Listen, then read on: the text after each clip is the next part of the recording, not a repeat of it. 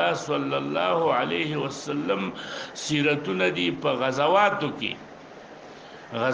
کې د رسول الله سیرت ته ویل کېږي. دغه سیرت په معنا د هغه خصلتونه چې هغه د رسول الله نه ثابت دي په وقاتو د جهاد کې، نو د دې اطلاق کېږي علی ابواب الجهاد، په ټولو ابواب د جهاد باندې.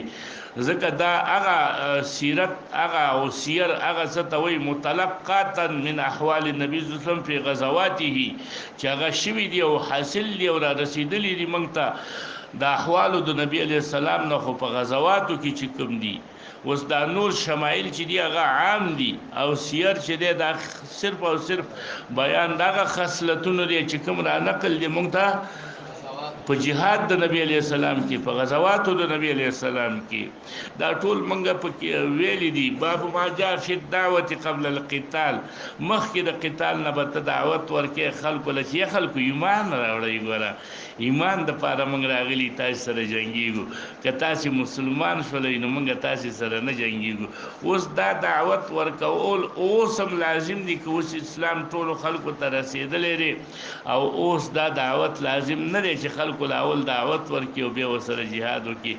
نو اوس وایي ښه دا ده چې دا دعوت ورکول اوس منسوخ دي. رسول الله صلی الله علیه وسلم په آخره کې چې حملې کړي دي په قومونو باندې، نو دعوت معوت یې وله ورکړی نه دی، نو اوله کې به دا دعوت ورکو.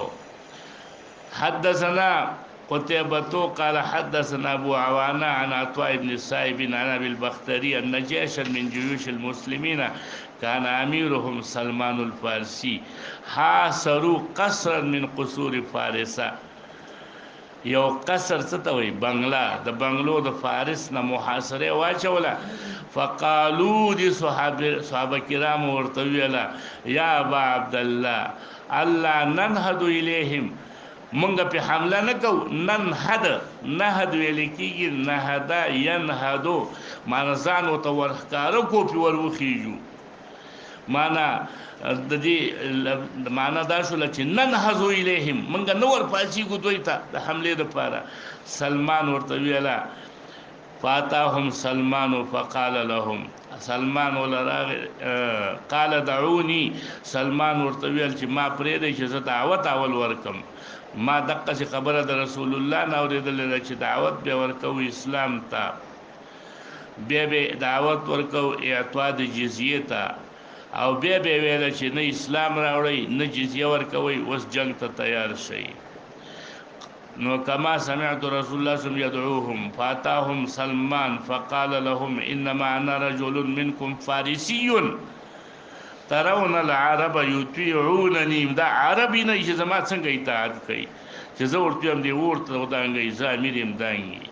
نو فإن اسلمتم، که تاسې اسلام راوړئ، فلکم مثل الذي لنا، نو ستاسې دپاره به هم داسې قدري احترامي داسې غنیمتونه به وي. وعلیکم مثل الذي علینا، د احکامونه لکه حدود شو نور شلو. وإن أبيتم إلا دينكم، نو ترکنا کم علیه، موږ تاسې په همدغه دین ستاسې پرېږدو، خو تاسې به څه کار کوئ؟ تاسې به راکوئ موږ ته جزیه، اعطونا الجزیه، تاسې به راکوئ موږ ته جزیه عن یدین. د یدین معنا موږ او تاسې مخکې کړې وه چې په خپل لاس به راکوئ. بعضې وایي معنا یې عن یدین معنا نقدن لا نصیعتن، او بعض وایي عن یدین معنا عن ذلتین و استسلامین. نو تاسې به موږ له دا راکوئ. وانتم صاغرون. قال ورتنا الیهم بالفارسیه، رتن دې ته وایي چې زه پې نه پوهېږم، او تاسې اوس نورستانۍ کې خبره وکئ، دا حزب الله په نورستانۍ کې لګیا شي، موږ پې پوهېږو. نو زه دې ته څه یم؟ رتن هغې له کلام رتن یې وکړه، نو هغه خبره چې څوک پې نه پوهېږي. نو داسې خبرې په پارسۍ کې وکړله دوی ته. وانتم غیر محمودین، یعنی تاسې نه به اخیستلی کېږي، خو تاسې به محمود نه یاستئ، ذلیله به یاستئ. وإن أبيتم نابذناكم على سواء، نابذناكم معنا قاتلناكم، على سواء معنا على طريق مستقيم مستوف. پوره به برابر به په علم کې چې موږ تاسو سره جنگ کوو څه پټه خبره به نه وي وما نحن بالذي نعطي الجزيه قالوا هغوی ورته ویله چې موږ خو تاله جزیه میزیه نه درکوو ولكننا نقاتلوكم فقالوا يا أبا عبد الله ألا ننهد إليهم قال لا فدعاهم 3 أيام إلى مثل هذا ثم قال بي ورتويل انهدوا إليهم وسوة والباسي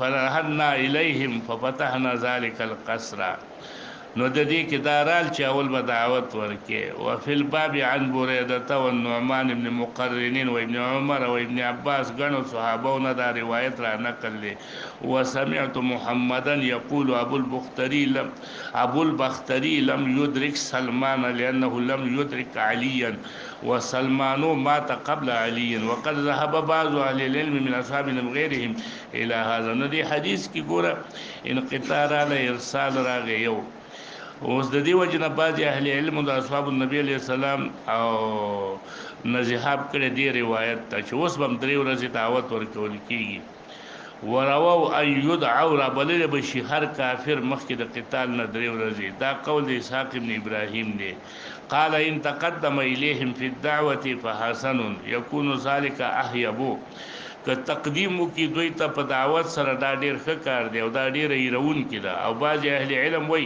نن ورځ دعوت نشته ځکه دا حکم منسوخ دی امام احمد وای لا اعرف اليوم احدا يدعى دا حکم ز چاته ثابت نه غنم امام شافعی وای لا يقاتل العدو حتى يدعوا الا ان يعجلوا عن ذلك فإن لم يفعل فقد بلغتهم الدعوه وکورم نکو نو وست ګنا پکې نشته ځکه دعوت ور رسیدلې دي او خدا د جوړی کی امام شافعی سے وای وبه حدثنا عبد الملك بن نوفل بن مصاحق عن ابن عصام المزني عن ابيه وكان له صحبه كان رسول الله صلى الله عليه وسلم اذا بعث جيشا او سريه يقول لهم اذا رايتم مسجدا چې تاسو په یو کلی کې جمعات وینئ وسمعتم مؤذنا یا تاسو او سمعتم مؤذنا یا واوري د چانا مؤذن اذان واوري جمعه مولد یام چیرته څولید واوري د اذان نو فلا تقتلوا احدا څوک مو وجنه تر دې پورې چې صحیح پوښتنه وکړي